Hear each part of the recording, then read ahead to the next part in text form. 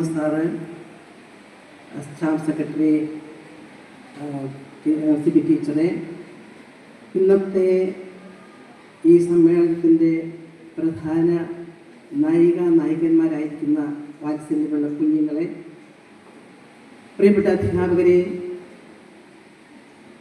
കുട്ടികളെ, പ്രിയ മാതാപിതാക്കളെ, നമ്മളിന്ന് ഇവിടെ സമ്മേളിച്ചിരിക്കുന്നത് നമ്മുടെ 10ാം ക്ലാസ്സിൽ നിന്നും 12ാം ക്ലാസ്സിൽ നിന്നും നല്ല വിജയം നേടിയ നമ്മുടെ കുട്ടികളെ പ്രശംസിക്കുക എന്ന ലക്ഷ്യത്തോടു കൂടിയാണ്.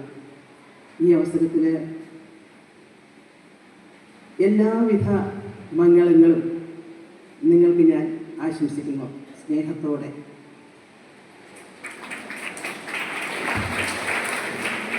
പ്രിയപ്പെട്ട കുട്ടികളെ, ഞാനിപ്പോൾ സ്മരിക്കുന്നത് ഒരു ഡോക്ടർ ബിലാൽ, കോഴിക്കോട് മെഡിക്കൽ കോളേജിലെ ഡോക്ടറെ കുറിച്ചാണ്. അദ്ദേഹം സാമൂഹ്യ മാധ്യമങ്ങളിലൂടെ അദ്ദേഹത്തെപ്പറ്റി പറയുന്ന അദ്ദേഹത്തിൻ്റെ ജീവിത കഥ ഞാൻ ഓർമ്മിക്കുകയാണ്. 10ാം ക്ലാസ്സിൽ നിന്നും വെറും 4 A+ മാത്രം നേടിയ ഒരു വിദ്യാർത്ഥി. അദ്ദേഹത്തിന് ഒരു ഡോക്ടറാകണം എന്ന ആഗ്രഹമുണ്ട്. അദ്ദേഹത്തിൻ്റെ പിതാവ് ഒരു രോഗിയാണ്, നിത്യം മരുന്ന് കഴിക്കുന്ന ഒരു കിടപ്പ് രോഗി. അമ്മ ഹോട്ടലിൽ ജോലി ചെയ്ത്, ഹോട്ടലിലെ പാചകപ്പണി ചെയ്ത് കുടുംബം പുലർത്തുന്നു. എങ്ങനെ ഞാൻ ഒരു ഡോക്ടറാകുന്നു?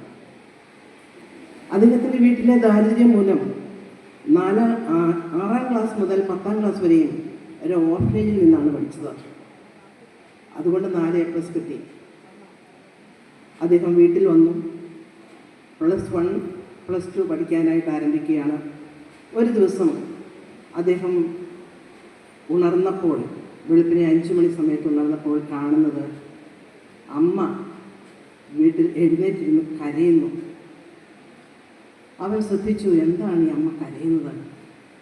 അപ്പോൾ കാണുന്ന കാഴ്ച കാലിന് വേദന എടുത്തിട്ട് കരയുന്നതാണ്.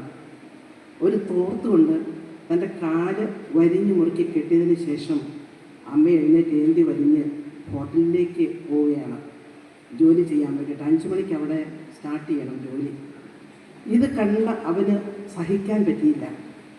എൻ്റെ അമ്മ ഇത്രയും കഷ്ടപ്പെട്ടാണ് ഈ കുടുംബം പുലർത്തുന്നത് എന്ന ചിന്ത. ഞാൻ ഒരു ഡോക്ടറാകുമോ? ഒരിക്കലുമില്ല. ഞാൻ എങ്ങനെ പഠിക്കും? ഈ +1 +2 ഞാൻ എങ്ങനെ പൂർത്തിയാക്കും? അവനവൻ്റെ അമ്മയെ സഹായിക്കാൻ വേണ്ടിയിട്ട് അവനും കൂടെ ജോലിക്കിറങ്ങി. കൊച്ചു കൊച്ചു ജോലികൾ, ആ ഹോട്ടലിൽ പോയി പാത്രം കഴുകാനും അതുപോലെ അവന് സാധിക്കുന്ന പല ജോലികൾ അവൻ കണ്ടെത്തി ചെയ്യാൻ തുടങ്ങി. അവന് +1 75% മാർക്ക് മേടിക്കാനായിട്ട് സാധിച്ചു. അത് അവൻ പറയുന്നത് ഏത് കുട്ടിക്കും ആ വരാന്തയിൽ ഇരുന്നാലും ഈ 75 +1 കിട്ടും. എനിക്കും കിട്ടി. ഇനി +2ൻ്റെ കാര്യം എങ്ങനെയാണ്? എനിക്ക് ജോലിക്ക് പോകണം. പോയില്ലെന്ന രീതിയിൽ എൻ്റെ അമ്മ മാത്രം കഷ്ടപ്പെട്ടാൽ പോരാ, എനിക്കും എങ്ങനെയെങ്കിലും പൈസ ഉണ്ടാക്കണം. അപ്പോൾ അവനെ ഒരു സുഹൃത്ത് സഹായിക്കാമെന്ന് ഏറ്റു.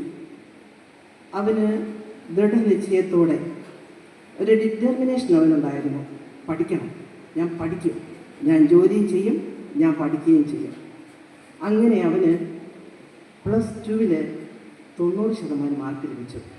കാരണം അവൻ്റെ കഠിനാധ്വാനം. ആ 90% മാർക്ക് മേടിച്ചപ്പോഴേക്കും അവൻ തീരുമാനിച്ചു, തീർച്ചയായിട്ടും ഞാൻ എൻട്രൻസ് കോച്ചിങ്ങിന് പോകും. അവൻ തനിയെ പണിതുണ്ടാക്കിയ 20,000 രൂപയുമായിട്ട് അവന് എൻട്രൻസ് കോച്ചിങ്ങിന് വേണ്ടിയിട്ട് അഡ്മിഷൻ എടുത്ത് പോവുകയാണ്. അവിടെ ചെന്നപ്പോൾ അവിടുത്തെ കുട്ടികൾ എല്ലാവരും 10ാം ക്ലാസ്സിൽ നിന്ന് ഫുൾ A+ ഉള്ളവരാണ്. എനിക്ക് വെറും 4 A+ ഉള്ളൂ. ഈ ഫുൾ A+ കുട്ടി എല്ലാം അങ്ങേയറ്റം മിടുക്കരായിരിക്കുന്ന ഈ കുട്ടികളുടെ കൂട്ടത്തിൽ ഞാൻ പഠിച്ചാൽ എവിടെ നിൽക്കും? പലരും എന്നെ നിരുത്സാഹപ്പെടുത്തി, നീ പോയിട്ട് വലിയ കാര്യമൊന്നുമില്ല മോനെ, പോകണ്ട. പക്ഷേ ഇവൻ്റെ ആ ദൃഢനിശ്ചയത്തോടെ ഇവൻ പോകും, പഠിക്കും. അവൻ പഠനം തുടങ്ങി. പക്ഷേ ഏതാനും മാസങ്ങൾ കൊണ്ട് ആ സെൻറ്ററിലെ മികച്ച മാർക്ക്, ഫസ്റ്റ് റാങ്ക് നേടാനായിട്ട് അവന് സാധിച്ചു. അതോടെ അവൻ്റെ അധ്യാപകർക്ക് അവനോട് വളരെ ഇഷ്ടമായി. അവൻ്റെ ബാക്കി പഠനത്തിൻ്റെ തുക അവൻ്റെ അധ്യാപകർ അവന് കൊടുത്തു. ലാസ്റ്റിൽ അവന് പരീക്ഷയിൽ നീറ്റ് പരീക്ഷയിൽ 38ാമത്തെ റാങ്കോട് കൂടി പാസ്സാവുകയും ചെയ്തു. ഇന്നവൻ ഡോക്ടറാണ്, ജോലി ചെയ്യുന്നത്. എൻ്റെ അമ്മ കിട്ടിയിരുന്നതിൻ്റെ 100 ഇരട്ടിയല്ല 500 ഇരട്ടി എനിക്ക് ഇന്ന് നേടാൻ സാധിക്കുന്നുണ്ടെന്ന് അഭിമാനത്തോടെ പറയുന്നു. അതെ, ദൃഢനിശ്ചയമുണ്ടെങ്കിൽ പിന്നിലുള്ളതെല്ലാം മറന്നിട്ട് മുന്നോട്ട് ചിന്തിക്കുക. പിന്നിൽ എന്തായിരുന്നു, എങ്ങനെയായിരുന്നു, എനിക്ക് ഇത്രയേ ഉണ്ടായിരുന്നുള്ളൂ എന്നൊന്നും ചിന്തിക്കേണ്ട, മുന്നോട്ട് ചിന്തിക്കുക.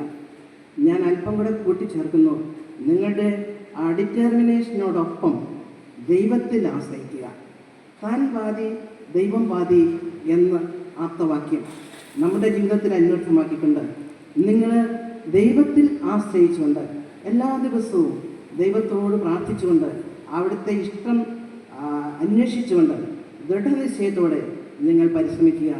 നിങ്ങൾ കഷ്ടപ്പെടുക, നിങ്ങൾക്ക് നല്ല വിജയം ലഭിക്കും. അങ്ങനെ ദൈവത്തിൽ ആശ്രയിച്ചുകൊണ്ട് മുന്നേറാനുള്ള എല്ലാ ഭാവുകങ്ങളും നിങ്ങൾക്ക് നേർന്നുകൊണ്ട് നിർത്തുന്നു. നമസ്കാരം.